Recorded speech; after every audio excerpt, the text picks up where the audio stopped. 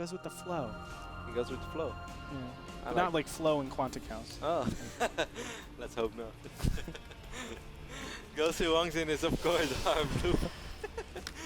Gosu Hwangsin is of course our blue Protoss, spawning on the right top side of Daybreak, while Liquid Taeja is our yellow Terran spawning in the left bottom side. Taeja currently on a 2-1 record, but the only loss he had was against MC. And just while we were doing the map introduction on the Ray, we actually got some, I don't even know how to say it, really tragic news. I don't even want to say it. No, You say it. I actually don't want to say it either, but Because, you know, if I say it, they're going to recognize me as being the bearer of bad news.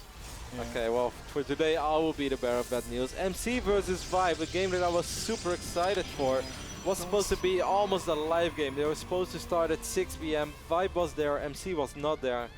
We waited for more than 50 minutes. We tried to contact everyone. We tried to contact MC's manager. We waited for MC, and eventually Vibe said, well, I think I've waited long enough, and I have other things to do as well. So unfortunately, guys, MC versus Vibe won't be happening, since MC, for some reason, did not show up. Yeah. Which is very sad. But on the brighter side, we do have Hwangsin versus Taeja. Now you can see already a command center first. You know, when I was talking to Hwangsin, I said expect two things, okay? All-out aggression or all-out abusive economic builds, excuse me. So I said scouting is the utmost important in this matchup when you go against him. So you have to make sure that you scout. If he's too abusive, you punish him. If he's not too abusive, then obviously you just play your standard play. Because I think Hwangsin has really good endgame play. He just needs to get there, and that's his toughest part. So when we were actually talking, it was like the only thing that we really need to work on was his scouting, and hopefully that's going to shine through. Also, the opportunity to actually be a little bit more abusive in terms of 2-base all-ins arose, because we want to put Taeja on just like, don't be economically abusive, and then maybe in return, he could be economically abusive. Suddenly a red light on the desk went on. Man. Chat voted 100% for Taeja. Well, guess what? I'm going to be that 1%. I vote for Hwangsin. No. Yeah. Really? I put down the vote for Hwangsin. All right. Well, bro, I'm going to be boring on this one, and I'm going to go with the man who, it's hard to say, is he the best talent in the world or not, when MVP just keeps being close to a god. Or maybe he is a god, so I don't know. But Taeja is one of the best 3 Terran players in the world, in my opinion. He's absolutely awesome. He's fantastic. I'm going to go with Taeja, man. Yeah, I just had to do it because, I mean, like, I coached him. And how messed up would it be if it's like, I coach Hwangsin, you're going to do it, man. You're going to be great. All money on Taeja. Yeah, that would be pretty terrible. If I was just, if I was your student, I would feel pretty hurt. Yeah. It's cool though that you're really taking care of Hwangsin and that you're going to try to make him a better player, but it's going to be hard against Taeja, Andre. Do you well, before the action really kicks in, we see 1 gauge robo and 2 more gates being warped in. But Taeja already went up to triple orbital, and he's going to even add 1 more rack, so he will be safe against early gateway aggression. Do you believe in the concept of coaches? I do. Could you explain why? 100%. You know, a lot of the work that players have to do are not really like game related. Like, let's say retrieving replays or finding out like tendencies of a player. I can say in the last 10 Daybreak games, Taeja's opened up 3 orbital command centers every single time. So I could just say, Hwangsin, he's opening up 3 CC every single time on Daybreak. Go Squirtle push, 12-minute, go. And that's like something really easy that he'll understand and be like, okay, I take your word on it. And that's something like, that's a lot of digging and finding recent games. And so really you feel that the coach is much more to do, let's say, the dirty work rather than like telling him how to actually play, much rather do the resources. I think the coach should do both of them. I mean, the players should really focus on getting better mechanics, being able to execute builds. But there is a certain level of, you know, maybe the coach should actually take away like the strategic thinking. And don't get me wrong, leave the player to do like impromptu strategic thinking. But when it comes down to it, it's like, hey, Hwangsin, do you think, let's say, a 4-gate would be better on this map than going for all, you know, standard aggression? And then you just kind of like lead them in the right direction. Don't get me wrong, I do feel like, hey, there's this new build, you should definitely learn it, or here I'm going to show you how to actually be a better player, because I think that does exist. But on the very tip-top level, I feel like coaches can't really, I don't want to say talk to them about that stuff, but they don't have the most excellent grasp to be able to do that, because to be a coach like that, you need to be an outstanding player. And even me, like, I'm top Masters. I'm rank 1 Masters with all 3 races. And I don't think I can compete at Hwangsin's level to be able to say, oh, you should definitely do this particular build because it's better than all your builds that you have. Interesting, interesting. It's different for me because in the Warcraft 3 scene, this whole coach thing was never really an issue.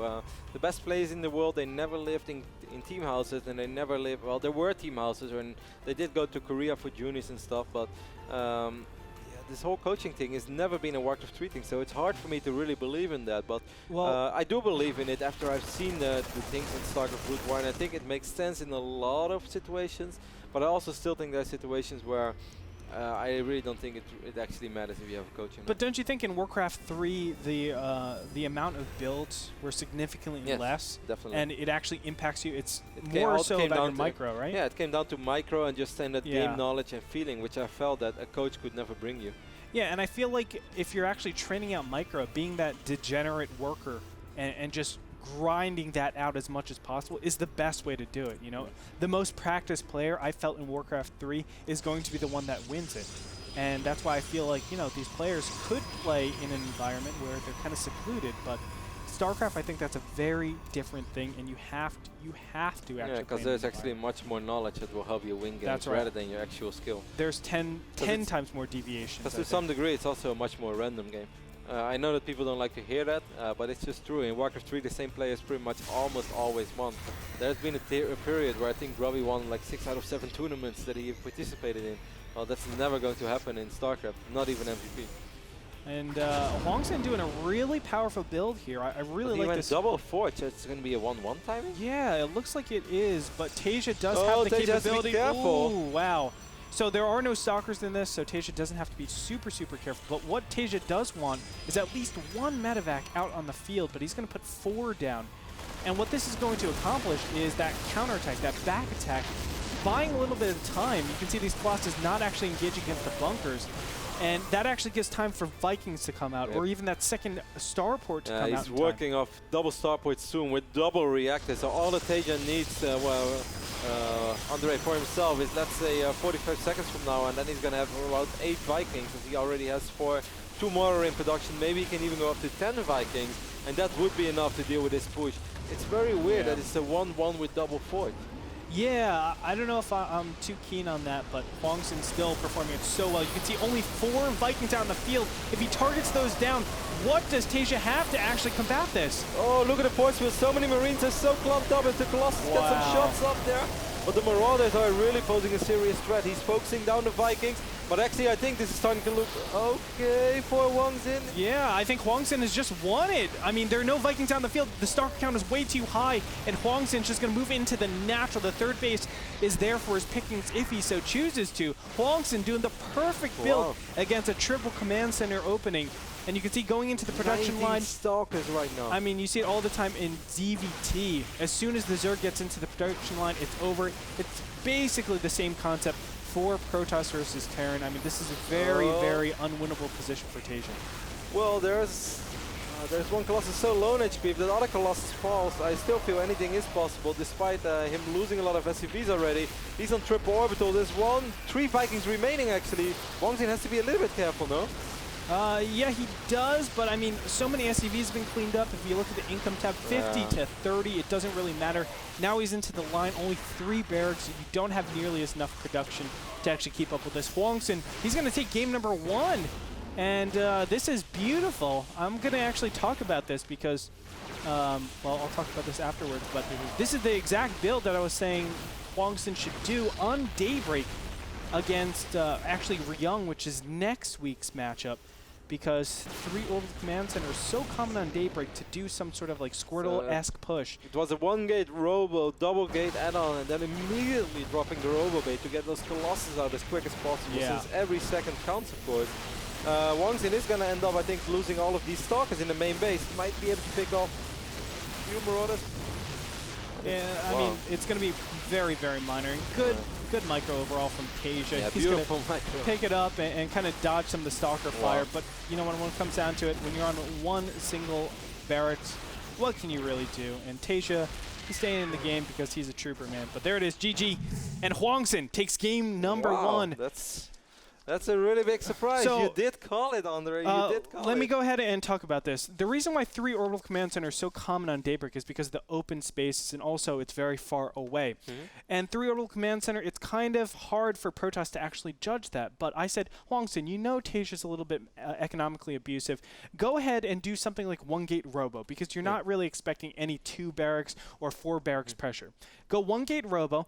Scout with an observer and see, is it 3 orbital command center or not? If it is 3 orbital command center, push with 3 Colossus at 12 minutes. Why is that so important? Because when you get that 3rd orbital command center, what ends up happening is it's 400 minerals or 550 minerals. That's actually approximately 30 to 45 seconds worth of mining time. That means your tech comes 30 to 45 seconds.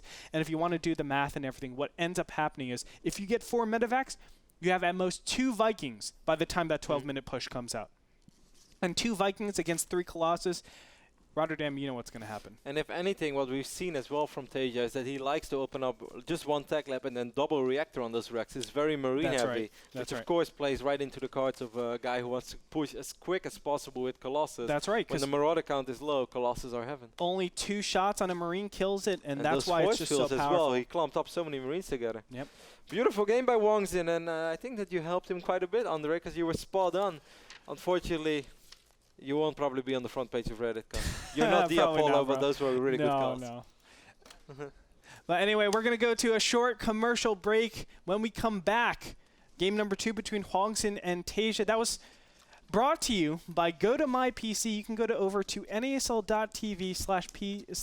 to My PC for some discounted rates on some technological wizardry.